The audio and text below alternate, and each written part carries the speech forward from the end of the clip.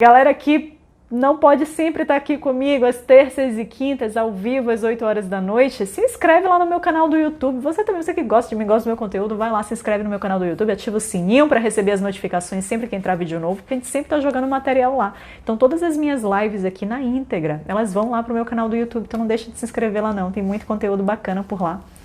Tá certo? Eriquita aqui já tá mandando ver nos mitos.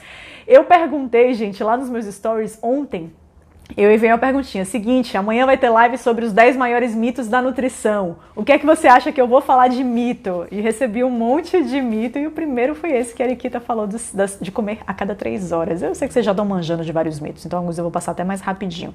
Outra dica que eu quero dar pra vocês é, tá a fim de emagrecer? Entra no meu grupo do Telegram. Meu grupo não, meu canal. Eu sempre me confundo com esses termos, grupo e canal. No meu canal do Telegram. Entra lá, tá lá no link lá também no meu perfil, clicando lá, tem lá o linkzinho para você entrar no meu canal do Telegram. A gente joga muitas receitas, muita informação interessante, então não deixe, tá certo? Sempre tem mensagens motivacionais por lá. Eu tenho certeza que passar ali e dar uma olhadinha vai te ajudar também a ir ganhando forças e informação para continuar nessa saga do emagrecimento, beleza? Então, antes da gente começar a nossa live, clica aqui nesse botãozinho aqui, desse aviãozinho de papel, para chamar a galera que você acredita que vai ter benefícios em assistir essa live de hoje, porque eu digo, viu? A live tá massa e eu tenho certeza que vai trazer muitas informações novas para você.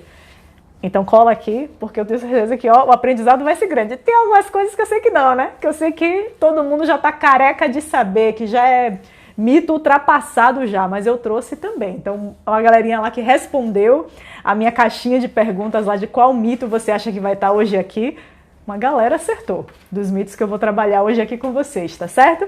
Gente, então só última vez, se inscreve para a semana Destrave o Emagrecimento, se inscreve porque vai ter muito conteúdo bom de verdade. Olha, quem já participou da Semana Emagreça com a Nutri sabe que eu não tô mentindo, é muito conteúdo de boa qualidade. Então se inscreve, assim que acabar aqui a live, vai lá e se inscreve. Beijo meus alunos do Comer e Treinar que estão aí.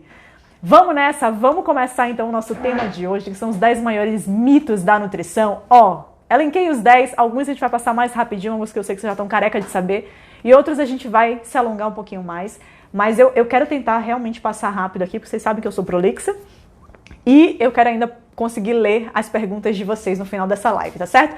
Primeiro mito é aquele que a Eriquita já chegou aqui falando, mito clássico da nutrição, que comer a cada 3 horas acelera o metabolismo, comer a cada 3 horas ajuda a emagrecer, que comer a cada 3 horas é pré-requisito para ser saudável. Quem é que cai nessa? Ainda não, né, galera? Boa noite, Glorinha. Ninguém cai mais nessa, né? Gente, comer a cada 3 horas é uma possibilidade dentro de uma rotina alimentar. Então eu posso tranquilamente fazer 6 refeições no meu dia, assim como eu posso fazer 3 refeições, a depender do caso até 2 refeições no dia. E não necessariamente eu vou ser uma pessoa menos saudável por isso. Então eu posso fazer de 2, 3, 4, 6 refeições no meu dia e conseguir o meu objetivo, seja ele emagrecimento, seja ele simplesmente manter boa saúde, manter o meu peso. Então não existe muita limitação ou não existe, limites mesmo, sabe? A gente não tem que pensar dentro de uma caixa, não existe uma obrigatoriedade quando a gente fala de fracionamento alimentar, seja para atingir qualquer objetivo. Claro, tem condições de saúde, por exemplo, em que a pessoa se beneficia de ter um fracionamento um pouco aumentado. Esse fracionamento a gente chama justamente disso, né? A quantidade de refeições que você faz no seu dia. Então a gente chama de fracionamento aumentado quando a pessoa faz várias refeições ao longo do dia. Por exemplo, 5, 6 refeições no dia. Seria um fracionamento mais aumentado. Então tem condições de saúde que a pessoa se beneficia desse fracionamento aumentado? Tem. A gente pode pegar como exemplo uma pessoa que tenha refluxo, por exemplo, ou uma pessoa que tenha gastrite, por exemplo. Talvez para ela seja interessante esse padrão mais aumentado de refeições, exatamente porque para ela, para a condição clínica dela, comer um volume menor de comida, não ter tanta proteína e gordura naquela refeição, faça com que ela se sinta melhor, com que ela não tenha gatilho para determinados sintomas, como é o caso dessa azia que as pessoas que têm refluxo comumente sentem, né? Esse retorno do alimento, a gente sabe que refluxo tem uma relação muito direta com o volume que a gente come na comida, com diversos outros fatores, mas também com o volume que a gente come naquela refeição. Então, às vezes, reduzir o volume é bom para essa pessoa. E vai que é uma pessoa que ela não quer emagrecer. É uma pessoa que, por exemplo, ela está querendo, pelo contrário, até uma hipertrofia muscular, ou está simplesmente querendo manter o peso dela e precisa comer uma boa quantidade de comida no dia. Ela se beneficiaria de um fracionamento aumentado. Então, a gente não tem que quebrar um mito e também trazer isso para o extremo oposto. Então, não quer dizer que uma pessoa que ela coma a cada 3 horas, olha que ignorante. Na verdade, isso é péssimo para a saúde, comer a cada 3 horas. Não tem nada a ver, isso não traz nenhum benefício. Calma lá, gente, calma lá. É entender que não é necessário, não é pré-requisito para ser saudável ou para emagrecer, mas tampouco isso faz mal. Às vezes, para algumas pessoas, se encaixa melhor na rotina. É uma pessoa que prefere, que se habituou a isso, prefere comer dessa forma e mantém boa saúde, bom peso fazendo dessa forma. Tá ótimo, então continua fazendo. Beleza, gente? Então, assim, cada um com suas particularidades. Vamos ver qual é a sua particularidade e ver o que é melhor para você. Mas desapegue desse conceito de que é necessário comer a cada 3 horas para você ter qualquer benefício a título de saúde ou emagrecimento, tá certo? Comer a cada 3 horas não acelera metabolismo. Não acelera metabolismo, tá certo? Não tem um bom estudo que comprove isso. Então relaxa, esquece isso e saiba que você pode emagrecer comendo 3 refeições no seu dia. De buenas! Segundo mito, gente, que tem relação com esse primeiro. Rapidinho, pausa aqui para dizer: Miloca, boa noite, que bom te ter nessa live, dona Camila, professora doutora Camila. Minha colega, gente, queridíssima, amigona de Salvador. Segundo mito, gente, que tem total relação com o primeiro mito. Café da manhã é a refeição mais importante do dia. Café da manhã é a refeição mais importante do dia. Poxa, tem um provérbio chinês muito legal. Eu não vou saber dizer ele agora, mas minha avó vivia repetindo isso, que é de manhã a gente deve comer como um rei, de tarde como um príncipe, à noite como um mendigo ou como um plebeu, alguma coisa assim. Que teria relação, em teoria, justamente com um pouco da importância das refeições, que de manhã a gente deveria comer em maior quantidade, à tarde já consumir uma quantidade um pouco menor, à noite menor ainda, a gente deve diminuir bastante a nossa ingestão. Gente, como tudo na ciência, como tudo até dentro da nutrição, até que a gente tem bastante opiniões não, tá? Que a gente não baseia a nossa conduta, o nutricionista não baseia a sua conduta em opinião, a gente baseia em estudo científico. Então a gente tem muitas evidências científicas contraditórias dentro da nutrição. Sim, isso é normal, tá? Mas tem muita coisa contraditória. E a gente tem, às vezes, motivos diferentes para acreditar que sim, esse provérbio tem total sentido e que talvez o café da manhã, de fato, fosse uma refeição mais importante, um momento em que o nosso corpo estivesse mais apto a receber nutrientes e que à noite, às vezes, o ideal realmente, a título de flora bacteriana, de fazer esse repouso intestinal, de estímulo hormonal, da maneira que os nossos hormônios respondem aos alimentos, que talvez à noite realmente tivesse lógica da gente diminuir volume.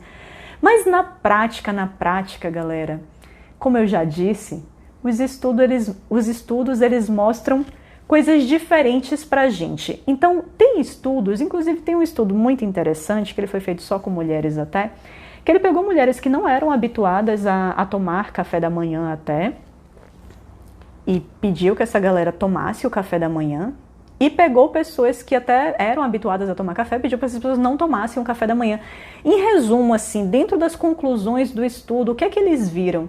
Eles viram, às vezes, que não tomar o café da manhã realmente faz com que a pessoa, por mais lógico que isso pareça, né, ela realmente acaba comendo menos calorias. E por que por mais lógico que pareça, claro, ela não fez o café da manhã, ela vai ter comido menos calorias no dia, mas muitas vezes não é o que é defendido por muitos profissionais. Às vezes eu vejo que existe as pessoas são muito taxativas de dizer que não, tem que ter o café da manhã, porque senão a resposta a isso vai ser uma fome maior no final do dia, o que leva a descompensações no consumo no final do dia. Mas tem estudos que mostram que não necessariamente é assim. Que às vezes você pode ser uma pessoa que simplesmente não vai tomar café da manhã e até às vezes para o emagrecimento, considerando que a redução calórica é importante, para você é ótimo, porque isso vai fazer com que você coma inclusive menos calorias no seu dia. Então, gente, assim como tem estudos que me dizem o contrário, tem estudos que me fazem ver ali pelos resultados deles que fazer uma refeição pela manhã faz com que você tenha um maior controle da alimentação ao longo do dia e que isso seria favorável ao emagrecimento. Que às vezes você até pode ter um fracionamento reduzido, mas você priorizar o consumo na manhã e reduzir o consumo à noite, que isso traz muito mais benefícios para o emagrecimento. Observaram como a gente tem aí uma gama de justificativas para testar coisas diferentes? E aí tá o pulo do gato, pessoal. Essa é a questão. Ah, tá, Paula, assim, tá. Então tomar café da manhã pode ser uma boa opção. E não tomar café da manhã também pode ser uma boa opção. É? Então veja o que se aplica melhor para você. Então se você sempre foi aquela pessoa que odiou tomar café da manhã, que a mãe obrigava a comer a pulso, enfiava a comida goela abaixo, no seu caso, porque você nunca teve fome de manhã, queria ir para o colégio sem comer até que um adulto da mesma forma, por você iniciava o seu trabalho ali sem comer e começava a se alimentar no dia no seu almoço. Gente, isso é totalmente possível. É totalmente possível que você consiga emagrecer, se esse for o seu objetivo, e se mantenha saudável, sem tomar o café da manhã. Então, acaba que quando a gente comenta, quando eu falo dessa forma, acaba que a gente entra aí no assunto de jejum intermitente um pouco, né? Então, tirar ou não uma determinada refeição do seu dia, né? E falando aí daquela que está próxima ali ao período do sono, ou seja, o jantar ou o café da manhã, é algo que pode te trazer prejuízos pelo simples fato de tirar? Não. Porque, na verdade, o que vai te trazer prejuízos ou benefícios é o que você come dentro do espaço que você come, que a gente chama, quando a gente está usando esse termo de jejum intermitente, que a gente chama de janela de alimentação. Então, dentro da sua janela de alimentação, o que é que você está comendo? Você está comendo proteína suficiente? Você está comendo vitaminas, minerais, carboidrato? Está tudo suficiente? Se está suficiente para o seu objetivo, para o que você quer hoje, por que é que seria ruim? Não, a gente não tem motivos para acreditar que isso é ruim. Isso não reduz o seu metabolismo basal, isso não faz você perder massa magra, basta que você treine e coma uma boa quantidade de proteína dentro da sua janela de alimentação. Não existem estudos que provem pra gente que isso é ruim simplesmente pelo fato de você excluir uma refeição. Então não teria porquê. Então se você é uma pessoa que naturalmente não sente fome de manhã, não coma de manhã. Coma quando você sentir fome. E se você sente fome no almoço, coma no almoço. Beleza? Então o café da manhã não necessariamente é a refeição mais importante do dia. Então eu volto a dizer, gente, tem estudos que justificam as duas coisas. Veja qual é a sua vibe. Qual é a sua vibe? O que funciona melhor pra você? Ai, Paulo, eu já vi que... Primeiro, eu amo café da manhã. Eu já vi que se eu tiro o café da manhã, eu chego com uma fome de cão no almoço e aí tudo degringola porque eu não... Ótimo, então você é uma pessoa que tem que fazer café da manhã. Talvez o café da manhã seja a refeição mais importante pra você. Mas se eu não preciso, Paulo, eu sinto fome no meio da tarde. Ótimo, então comece o seu dia com o seu almoço. E tá tudo bem, e vai dar certo, e vai funcionar. Você vai emagrecer, você vai gozar de boa saúde fazendo dessa forma. Beleza? Tenho que dar uma parada aqui também para dizer boa noite, Deinha! Tudo bem com você? Galera, é o seguinte, eu vou aproveitar essa pausa aqui para pedir que vocês cliquem aqui. Já viram, né, o nível? Já viram o nível da live de hoje? Tá massa, não tá? Então clique aqui nesse aviãozinho de papel e convide as pessoas para participar. E vou aproveitar também para já dar um outro recado, que é se inscreva para a Semana de Strava Emagrecimento, porque, gente, pelo amor de Deus, é 100% gratuito online. E eu vou te dizer, meu amigo, se você sair dessa semana e você não destravar na balança, se você não conseguir emagrecer com todas as orientações que eu vou te dar dentro da Semana de Strava Emagrecimento, sei lá, não posso dizer que eu vou fazer nada, né? Porque eu não tô acompanhando o seu dia a dia, vai que... Quando é meu paciente eu falo, rapaz, eu rasgo meu diploma. Mas não, com vocês assim não dá pra eu falar isso, né? Não dá pra ser tão extrema assim, mas participe porque você vai gostar. Vai ter resultado. Terceiro mito. Batata inglesa. Claro que eu ia falar isso, até porque quando eu postei um dos pratos aí que eu tive agora de almoço, que eu botei purê de batata, aí eu botei entre parênteses, batata inglesa mesmo, não é batata doce não. Sabia, inclusive, que a batata inglesa tem menos carboidrato que a batata doce? Rapaz, o que surgiu de comentário dizendo, como assim, batata inglesa tem menos carboidrato que a doce? Eu achando aqui que a doce era o suprassumo do mundo fitness e tal. Gente, tudo e qualquer alimento que venha da natureza, tenha certeza, ele tem prós. E tem contras também. A maioria dos alimentos tem contra, como tudo na nossa vida. Não tem nada que seja só pró ou só contra. Nada. Até você pensar assim, ai Paula, mas o que você me diz de açúcar com gordura hidrogenada, uma fritura disso, isso tem prós? Tem. É gostoso, né? Então um pró a gente já achou. Mesmo que para a saúde realmente não traga talvez benefício nenhum. Mas, gente, tudo, sério mesmo, tudo tem prós e contras. E na natureza não é diferente. Todo e qualquer alimento ele vai ter benefícios e, às vezes, vai ter malefícios também associados. Batata inglesa, assim como qualquer outro alimento vindo da natureza, ele não engorda ou emagrece.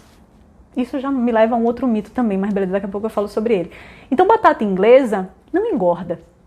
Tá certo? Aí você pode pensar, não é a batata que engorda, é a gente que engorda. Não, o que eu quero dizer é que realmente, batata inglesa, gente, ela não faz a gente engordar, de verdade. Assim como nenhum alimento faz, nem pão, nem açúcar, nem qualquer outro alimento.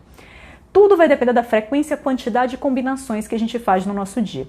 Então, comparando aqui batata doce com batata inglesa, que eu sei que isso é um mito muito recorrente, da gente hipervalorizar a batata doce e achar que a batata inglesa praticamente só tem prejuízos, na verdade, que ela não deveria pertencer à nossa rotina, especialmente se a gente quer emagrecer.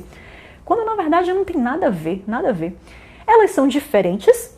A batata inglesa, sim, ela tem uma concentração menor de carboidrato do que a batata doce. Então, se eu pego ali, cozinho 100 gramas de batata inglesa, 100 gramas de batata doce, eu cozinho esses dois alimentos. Quanto eu vou ter de carboidrato em cada um? Em 100 gramas de batata inglesa cozida, eu tenho em média 18 a 20 gramas de carboidrato.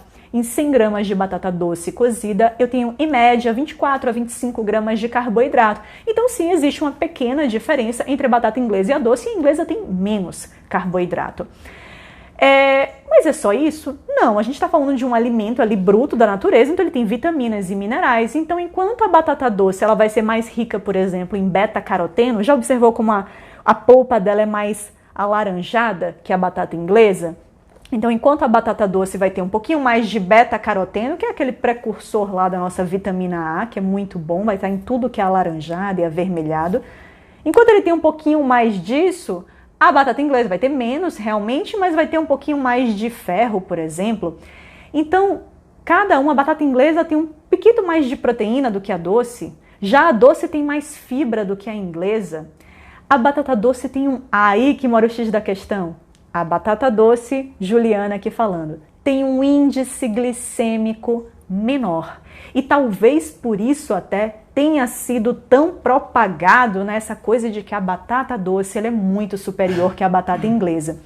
Gente, o que eu pelo menos passo de orientação, e não quero aqui dizer que o conceito de índice glicêmico é desprezível, não é isso de forma alguma. Mas eu digo assim, na minha visão hoje de nutricionista e na prática clínica, eu diria que é quase desprezível, quase. Por quê? Porque, exemplo, vamos pegar o exemplo da batata. Geralmente, a gente traz a batata para participar de uma refeição, para participar de um prato ali, né? Que vai ter proteína, vai ter fibras, vai ter água, né? Vai ter vai ter gordura. Geralmente é uma refeição mista, que a gente chama. Ela vai ter todos os nutrientes, carboidrato, proteína e gordura.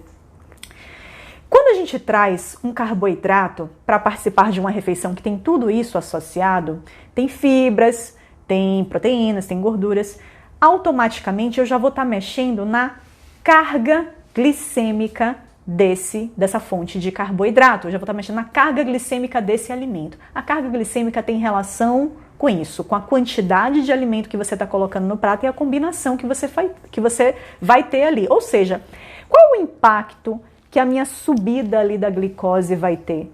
Com base nesse alimento, nessa porção, nesse contexto. E quando a gente traz uma fonte de carboidrato mesclada numa porção pequena, porque aí está a questão. Se eu trago o meu carboidrato numa porção pequena e para participar de uma refeição mista, tô nem aí para qual é o índice glicêmico dele.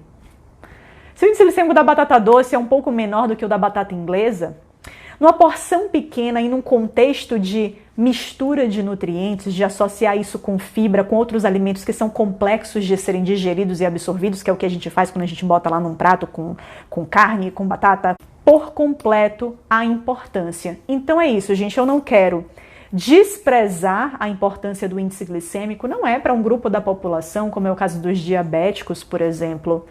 É interessante que até certo ponto a gente trabalhe o conceito de índice glicêmico, mas para a maioria das pessoas, e eu vou pegar aquele grupo de pessoas que quer emagrecer, pouco importa. O que importa é que você coloque, não é que você pense em trazer o alimento que tem menor índice glicêmico, mas sim trazer uma porção pequena daquele alimento que eu sei que é muito denso em carboidrato. Isso vai ajudar muito mais do que você ficar selecionando o índice glicêmico. Até porque, não sei se vocês já observaram, mas as tabelas de índice glicêmico, elas até confundem a gente. Porque muitas são diferentes. Às vezes um determinado alimento em uma tabela está como alto índice glicêmico e na outra tabela está como moderado índice glicêmico. E no momento em que a gente entende como é que índice glicêmico é determinado, a gente entende o porquê que realmente ele pode ser diferente. Porque o índice glicêmico de um determinado alimento, ou seja, o que é índice glicêmico? É isso, é o impacto que ele vai ter na subida, o quão rápido vai ser a subida da glicose no meu sangue. E isso, gente, vai ter relação, inclusive, com as minhas características pessoais. Então, se eu tenho uma resistência à insulina, se eu tenho uma dificuldade de metabolizar carboidratos, esse alimento pode ter, para mim, um impacto glicêmico muito maior do que o que vai ter ali para o meu vizinho, comendo a mesma fonte de carboidrato, a mesma quantidade de carboidrato. Então, para uma pessoa que está resistente à insulina, que precisa emagrecer, é muito mais importante para ela que eu diminua a porção da fonte de carboidrato do que eu escolha um alimento de baixo índice glicêmico e às vezes bote esse alimento em grande quantidade. Esse, pelo menos, é o meu raciocínio clínico, de acordo com os resultados que eu tenho com os meus pacientes, e é como eu ensino eles a raciocinar. Para mim, tem muito mais lógica trabalhar dessa forma do que com esse conceito de índice glicêmico, que só vem para confundir muitas vezes. Então, só para a gente fechar a questão da batata inglesa, então, ela é totalmente possível, gente, ela é totalmente possível, inclusive dentro de um cardápio para emagrecimento. A grande questão só é que, assim como a batata doce, a gente não vai comer uma fartura, não vai ter assim, nossa, a batata inglesa transbordando no prato. Não, assim como a batata doce também não vai estar transbordando no prato de uma pessoa que quer emagrecimento. A gente vai tentar diminuir a porção, seja da batata inglesa, seja da batata doce, da mandioquinha, da mandioca, do inhame, do cará, de qualquer raiz tubérculo que seja. Todos eles cabem dentro da nossa rotina, todos eles. E todos eles vão ter prós e contras. Vão ter vitaminas diferentes, minerais diferentes. Então, o que é que vale a pena? Vale a pena a gente variar. Variedade é a palavra de lei dentro da nutrição. Então, se você só come batata doce todo santo dia, saiba, você podia estar ganhando muito mais em termos de saúde se você variasse. Hoje bota batata doce, amanhã bota batata inglesa, depois de amanhã bota uma mandioquinha e por aí vai, tá certo? Mito quebrado, beleza? Vamos passar para o próximo? Quarto mito. Esse é clássico. Alimentos sem glúten são mais saudáveis, né? Basta ser sem glúten que é saudável. Hoje eu estava conversando com um paciente e ele falou, e tal, e aí eu pedi um Brownie Fit. Aí eu falei, me mostra esse Brownie Fit, deixa eu ver esse Brownie Fit, só que ele pediu pelo iFood, lá não dizia as informações nutricionais ou os ingredientes, né? E aí dizia no título, Brownie Fit, sem glúten, sem lactose, com chocolate 70% cacau. E, gente, incógnita. Brownie sem glúten, sem lactose. E aí ele me perguntou, Paula, mas veja aqui, e aí, isso é bom para o meu emagrecimento? Que o objetivo dele era emagrecer. Eu falei, não sei. E sabe por que eu não sei? Porque o fato simplesmente dele ser sem glúten, sem lactose, Não diz que farinha ele está utilizando, então às vezes uma farinha de arroz ela é tão pobre nutricionalmente quanto a farinha de trigo, mas você consegue intitular o alimento como sem glúten, ué, já que é feito de farinha de arroz, é tão pobre e tão rico em carboidrato quanto a farinha de trigo, mas é sem glúten. Sem lactose, beleza, realmente para um intolerante à lactose é interessante que seja sem lactose, mas sem lactose significa o quê? O que foi utilizado ali? Então, às vezes ali eu tô com um brownie que ele é sem glúten, sem lactose, mas ele tá lotado de farinha branca e uma farinha pobre nutricionalmente como a farinha de arroz, lotado de açúcar, que pode até ser o açúcar de coco, o demerara, o mascavo, é açúcar. Então, ele pode estar cheio de farinha, de açúcar, cheio de gordura, então eu boto lá um tantão de óleo de coco, por exemplo, que sim, é bom, natural, beleza, mas é uma quantidade grande de gordura ali. Em resumo, gente, esse brownie sem glúten e sem lactose, ele ajuda no emagrecimento? Talvez não. Eu não sei, porque eu não sei qual é a receita. Eu teria que ver a receita para avaliar. Mas talvez não. Então a gente não pode mais cair nesse conto do vigário que ser sem glúten é sinônimo de ser bom. Não, gente. Muitas vezes você vai pegar lá no supermercado um pão sem glúten, quando você olha a lista de ingredientes, chega do quinto nome até o 50º nome, você não sabe nem pronunciar, porque é tudo aditivo químico. Me diga se um troço desse é bom, se é saudável. Não, então deixar de ter farinha de trigo para ter farinha de arroz, isso não torna um alimento saudável, tá certo? De forma alguma. Então, muito cuidado com esses títulos aí de sem glúten, não caiam nessa besteira. Você pode sim ter um alimento sem glúten que seja saudável, com certeza você pode, mas para isso você tem que ler a lista de ingredientes e se certificar de que realmente, poxa, não, ali você tem farinhas de boa qualidade, você não tem adição ali de aditivos químicos, não é algo que está cheio de açúcar também, não tem gordura hidrogenada. Então, ser sem glúten não é pré-requisito para absolutamente nada. Beleza? Quinto mito. Esse muitas pessoas comentaram, hein? Muitas pessoas deixaram lá na caixinha esse mito daqui, cantaram a pedra, que é comer ovo todo dia. É ruim para a saúde, é ruim para o colesterol, a gente poderia ter várias finalizações, né? Mas que ovo é ruim para a saúde cardiovascular, eu botaria isso principalmente. Gente, ovo... Dá pra comer ovo todo dia? Dá pra comer ovo todo dia numa boa. Se você quiser gostar, é uma possibilidade. É uma excelente fonte de proteína, é fonte de gordura também, tá certo? Um ovo, em média, ali tem 6 a 7 gramas de proteína e tem 5 a 6 gramas de gordura. Então, observe que é só um tiquinho de proteína a mais do que de gordura. Então, assim, ele é um alimento proteico e gordinho, tá certo? E maravilhoso. Maravilhoso. A gema, ela concentra praticamente toda a gordura e concentra metade da proteína do ovo. Então, no momento que você tira a gema do ovo, que crime, meu Deus! Mas no momento que você tira a gema do ovo, você está tirando também metade das proteínas, tá certo? Mas realmente é a gema que concentra toda a gordura e o colesterol presente no ovo. E claro, por muito tempo se acreditou que não é interessante comer uma determinada cota acima ali do recomendado, do ideal de colesterol. E aí, realmente, se você trouxesse um ovo todo santo dia, 2 ovos todo santo dia, já ultrapassou essa cota anos-luz de colesterol. Então, muitas pessoas ainda acreditam que esse colesterol consumido a partir dos alimentos, e talvez o ovo seja o exemplo mais clássico disso, que isso prejudica a nossa saúde cardiovascular. Mas a gente tem muitos estudos na literatura científica que provam a gente que é possível sim a gente comer ovos todos os dias. Inclusive eu trouxe um estudo aqui. Eu já tenho postagem sobre isso, tá? É só rolar a barra lá para baixo, que vocês vão ver lá postagem sobre isso, até mencionando todos os artigos que eu usei para criar o post. E aí eu até copiei exatamente o artigo que eu utilizei lá, um dos artigos. E ele testou ali na população o consumo de 1 a 3 ovos inteiros por dia em substituição a outros alimentos que as pessoas poderiam consumir. Então assim, vou tirar aqui o pão que você geralmente come e passe a comer 2 ovos por dia. Enfim, eles fizeram algumas substituições de alimentos que existiam na dieta das pessoas por ovos, 1 a 3 ovos por dia. E depois de acompanhar essa população por um tempo, eles observaram quais foram os resultados.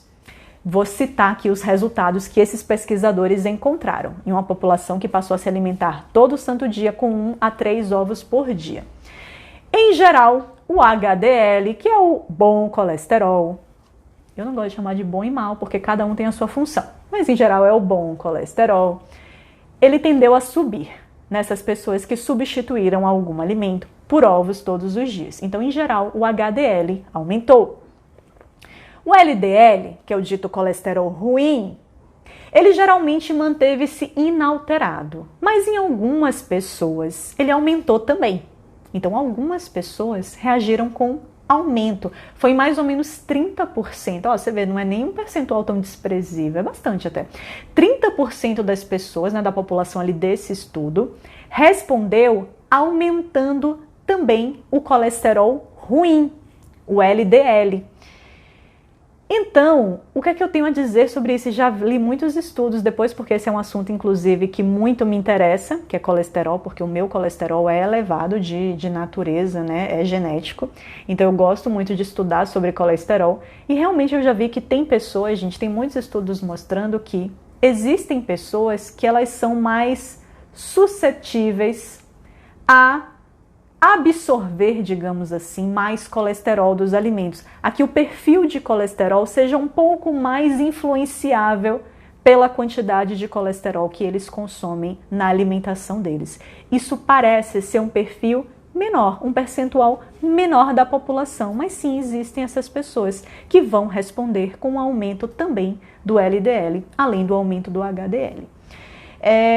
Mas é aquela coisa, né? É a menor parcela da população. Então, eu, no seu caso, testaria, meu amigo. Gosta de ovo? Ovo é um alimento proteico maravilhoso. A gente sabe que para o emagrecimento a gente quer aumentar as proteínas. Você gosta de ovo? Então, pelo amor de Deus, não queira nem testar trazer os ovos diariamente por medo de piora do perfil de colesterol ou por piora do risco cardiovascular. Porque isso geralmente não vai acontecer. Acontece na menor parcela da população. Mas pera lá que eu já quero me corrigir. Observe que eu falei piora do risco cardiovascular. E não necessariamente, geralmente isso não acontece. Observe o que é que os pesquisadores observaram. Mesmo dentro dessa parcela da população que no maior consumo de ovos aumenta o perfil de LDL, que é o colesterol ruim, o que os pesquisadores observaram é que essas partículas de LDL elas não eram do tipo que predispõe mais, que piora mais o risco cardiovascular, que predispõe a doenças cardiovasculares. Porque a gente sabe que o perfil de LDL que é mais aterogênica, que a gente chama, ou seja, que tem chances maiores de levar de fato a uma doença cardiovascular, é o perfil de LDL pequenininha, densa, oxidada.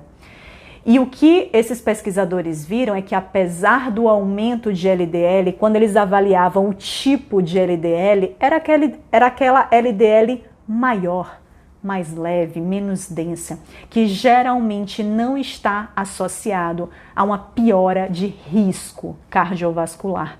Então observe, gente, que nem sempre aumentar LDL, especialmente se a gente vê um leve aumento associado a um leve aumento do HDL, associado a uma redução de triglicerídeos, associado a uma redução de homocisteína, que é uma coisa que mede também inflamação, ou de PCR, associada a emagrecimento, associada a você olhar para a pessoa e ver que a pessoa ela tá magra, ela tá fazendo atividade física, ela tá bem de saúde.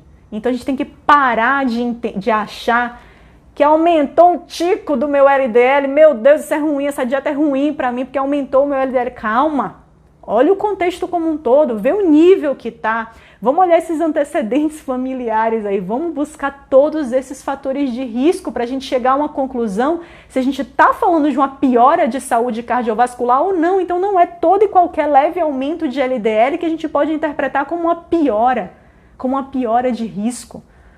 Tá certo, gente? Bota isso na cabeça, pelo amor de Deus. Mas claro, ai Paulo, meu LDL bomba, meu LDL é lá em cima. Meu HDL até tende a ser enfim, meu LDL é pipocado lá nas estrelas. Beleza, talvez você não seja a pessoa então melhor para comer ovos todos os dias. Vamos tentar, a gente pode até fazer um teste, se você quiser. A gente pode testar para ver se você vai ser responsivo ou não, porque a maioria das pessoas não responde com o aumento de LDL. Mas se você, por acaso, for essa parcela menor da população que responde com o aumento de LDL, beleza, meu amigo, aí realmente diminua os ovos no seu dia, beleza? Ok, vamos ver qual é o próximo mito. Acho que vai dar tempo de falar tudo. Vamos ver aqui. Próximo mito. Sexto mito. Dieta cetogênica é a melhor para o emagrecimento, porque isso aí entra carboidrato engorda, entra várias frases que vocês falaram lá na caixinha dos stories. E eu quero deixar isso claro, gente. Dieta cetogênica não necessariamente é a melhor para o emagrecimento. A gente tem que acabar com essa ideia de que quanto menos carboidrato, mais eu emagreço. Qualquer carboidrato que eu coloque é ruim para o meu emagrecimento.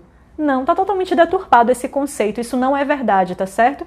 E tem pessoas que vão emagrecer muito mais trazendo um pouquinho mais de conforto para a alimentação, com a pitadinha de carboidrato a mais aqui e ali. Claro, vai ser muito? Não, não vai ser, gente. É emagrecimento. A gente tem que reduzir os nutrientes energéticos. E nutriente energético é carboidrato e gordura. Então, um dos dois tem que reduzir.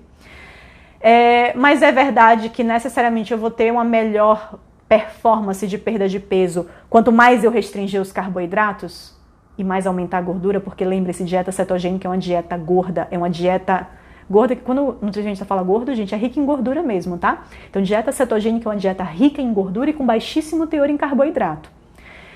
Então, é verdade, assim, que eu vou realmente ter a melhor performance de emagrecimento do mundo com dieta cetogênica? Não necessariamente. Beleza? E a galera que tá lá no meu desafio 21 dias para mudar, elas sabem muito bem disso. Quer dizer, elas estão na metade agora da semana, então não necessariamente. Mas o que é que eu quero dizer? Tem gente que às vezes teve uma melhor performance de emagrecimento na primeira semana, que inclui um pouquinho mais de carboidrato, do que na segunda semana, onde a gente testa dieta cetogênica. Beleza?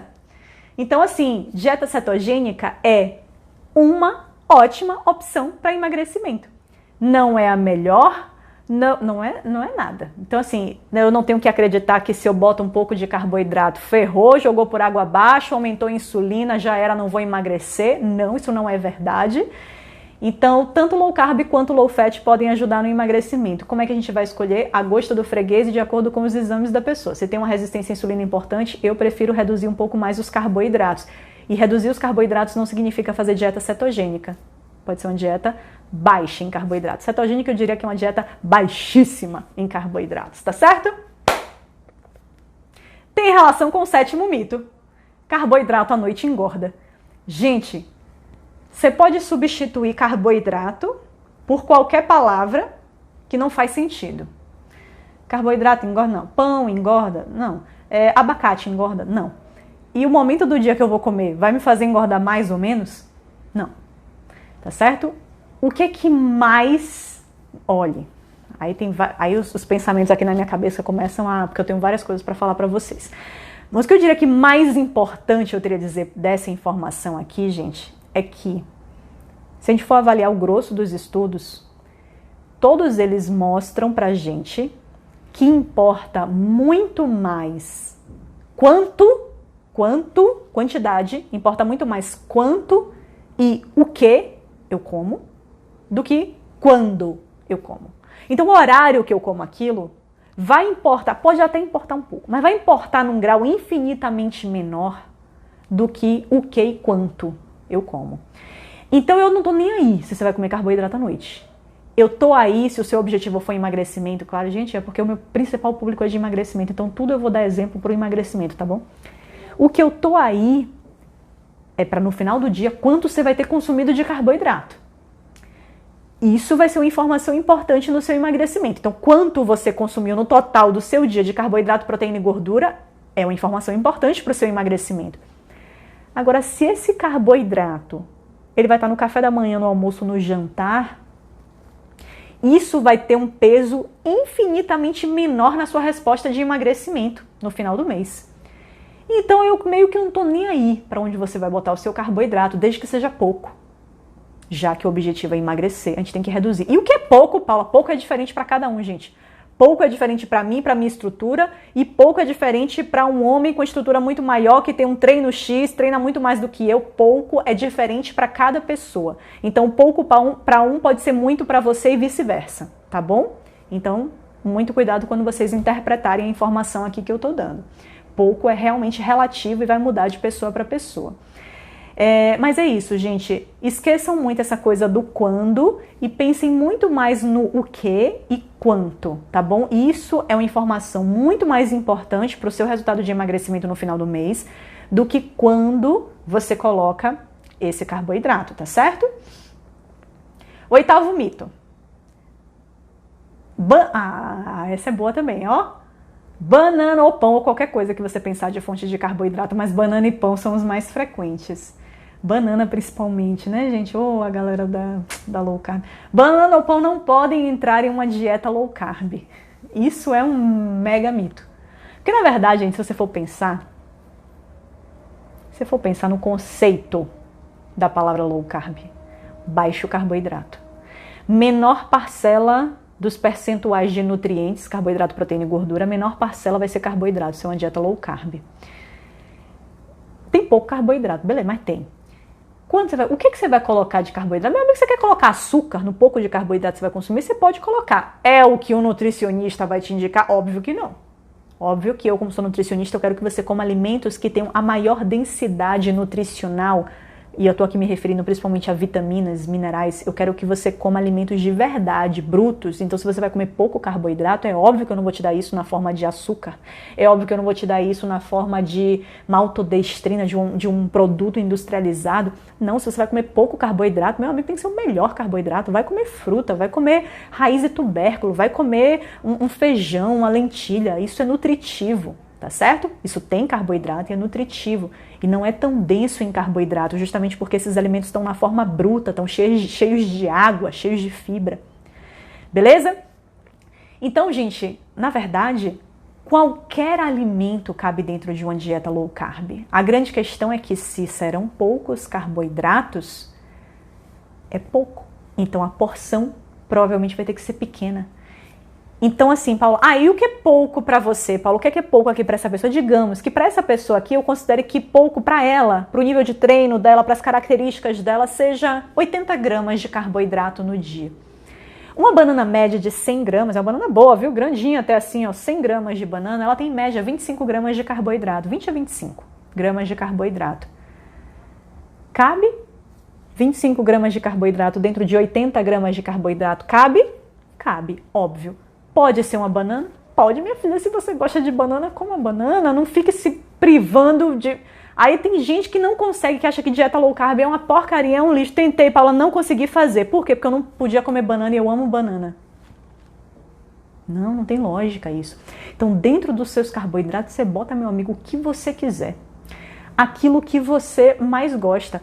Só que, óbvio, se você pega ali e usa boa parte dessa cota de carboidratos na forma de um alimento que ele é bem concentrado, às vezes nas outras refeições do seu dia você vai ter que ser bem mais rigoroso. Então, se você vai colocar, às vezes, uma banana aqui e, sei lá, você gosta de farinha... Não, eu sacaneei. Farinha é muito concentrada em carboidrato. Você gosta de tapioca. Então, Paula, mas eu quero tapioca dentro da minha dieta low carb. É possível?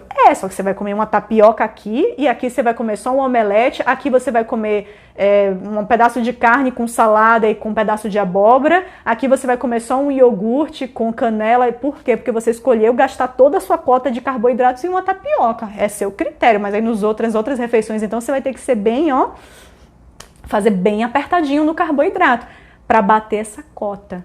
Entendeu, gente? Ou seja, a cota é sua, você cuida dela, quer botar o alimento que for fonte de carboidrato, você bote. Cuide só, por favor, para ser um alimento de qualidade, né? Então, se for um pão, que seja um pão artesanal de fermentação natural de qualidade, não comprar esse pão chechelento do supermercado. Vamos nessa. Outro mito. Laticínio sem lactose. Então, leite sem lactose, iogurte sem lactose. São melhores para o emagrecimento.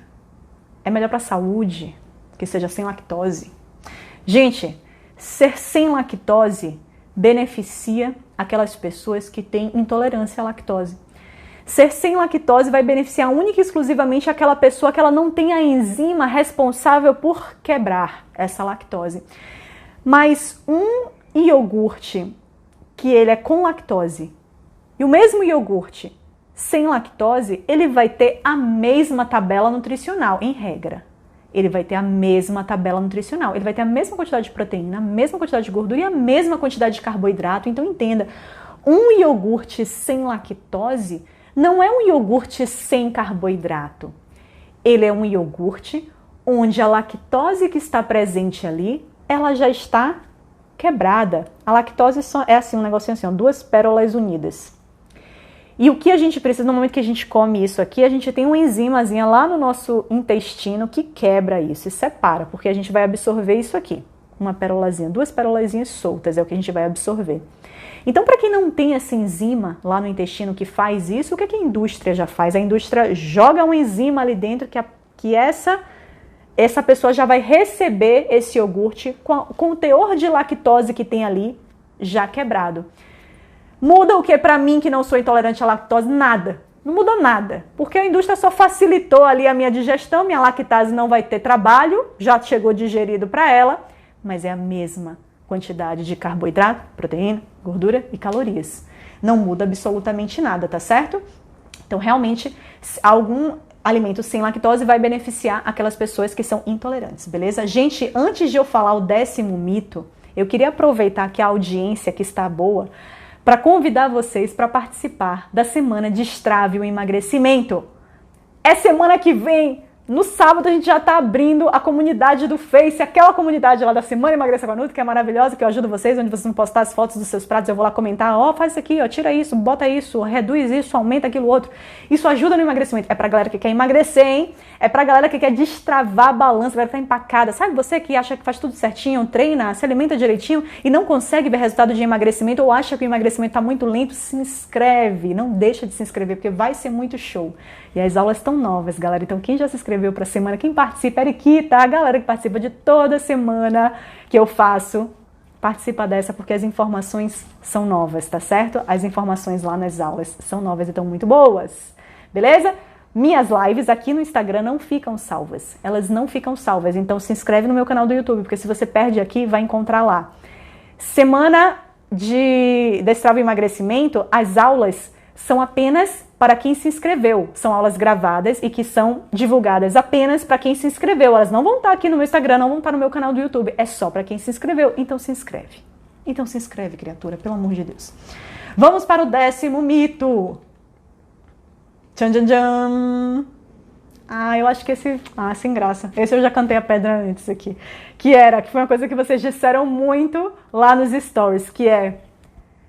Tal coisa emagrece. Então, água com jejum, não. Água com limão em jejum emagrece. Canela, emagrece mais. Gengibre, ajuda a emagrecer. Gente, esquece. Pode substituir água com limão, canela, gengibre, qualquer coisa pelo emagrece e essa frase vai estar errada. Quer dizer, a única frase que estaria certa nesse caso é dieta hipocalórica, emagrece. Aí realmente, aí tá correto o raciocínio, porque isso é lei da termodinâmica.